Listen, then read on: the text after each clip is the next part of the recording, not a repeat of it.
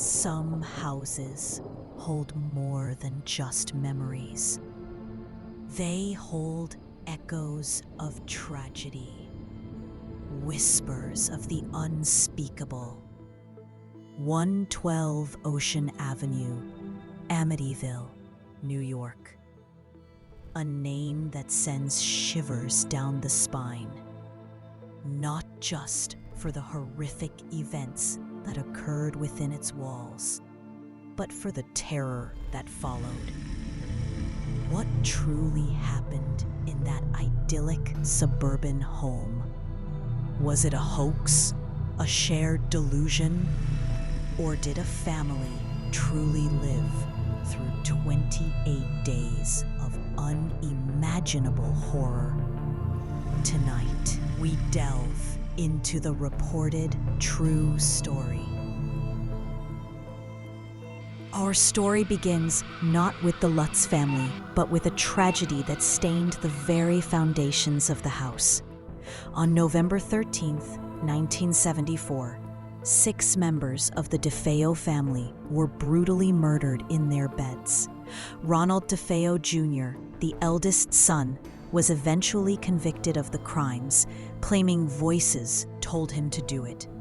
The house on Ocean Avenue sat empty, holding its gruesome secret, waiting. 13 months later, in December 1975, George and Kathleen Lutz, along with Kathy's 3 children, saw 112 Ocean Avenue as their dream home. It was spacious, beautiful, and despite its dark past, offered at an unbelievable price. They knew about the murders, but believed they could build a happy life there. They moved in on December 18th. Concerned about the home's history, the Lutzes asked their friend Father Ray Pecoraro to bless the house. As he sprinkled holy water in one of the upstairs bedrooms, Ronald DeFeo Jr.'s former room, he reported hearing a deep, malevolent voice command, "Get out!" He also claimed to have been slapped by an unseen force and later developed a high fever and blisters on his hands, similar to stigmata. The paranormal activity quickly intensified. Doors slammed shut on their own. Cold spots appeared and vanished, and strange odors, perfume, then foul stenches filled the air. Kathy Lutz reported being levitated above her bed and seeing glowing red eyes outside her window. Young Missy Lutz developed an imaginary friend named Jody, described as a demonic pig-like creature. George Lutz began to change. He became withdrawn, obsessed with the fireplace, and constantly felt cold, even with the heat cranked up.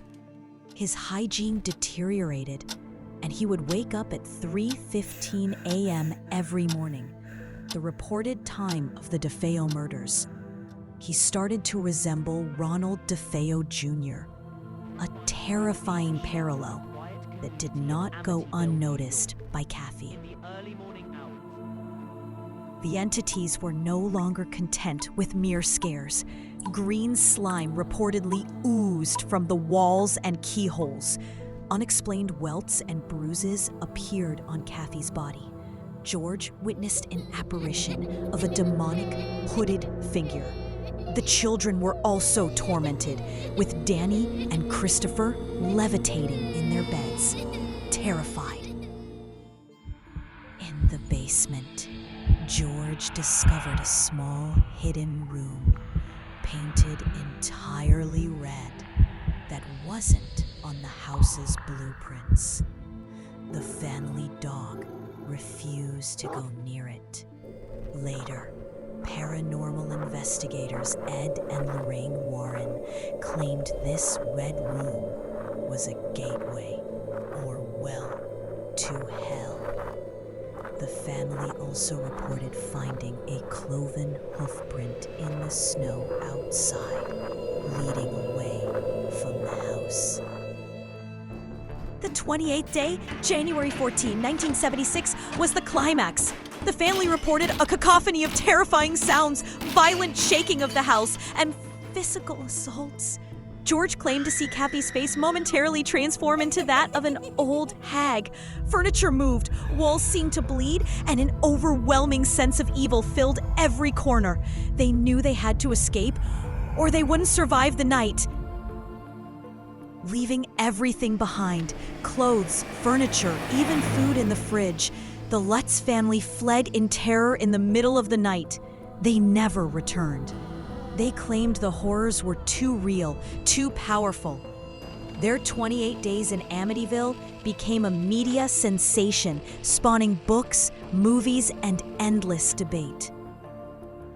The Amityville haunting remains one of the most famous and controversial paranormal cases in history.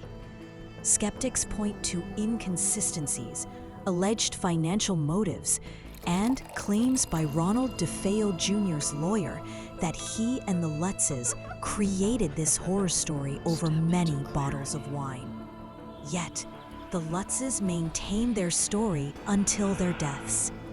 Were they elaborate hoaxers or genuinely tormented survivors of a terrifying supernatural onslaught? The truth, perhaps, lies buried within the walls of 112 Ocean Avenue. 28 days of terror, a lifetime of questions. The house on Ocean Avenue still stands, a silent monument to a story that continues to haunt and fascinate.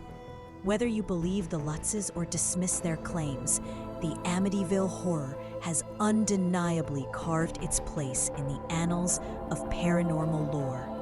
A chilling reminder that some doors are best left unopened, some stories never fully understood. The echoes of what happened there, real or imagined, linger on. If this story gave you chills, don't forget to like this video, subscribe to Dark Facts, and hit the bell icon so you never miss another true horror story.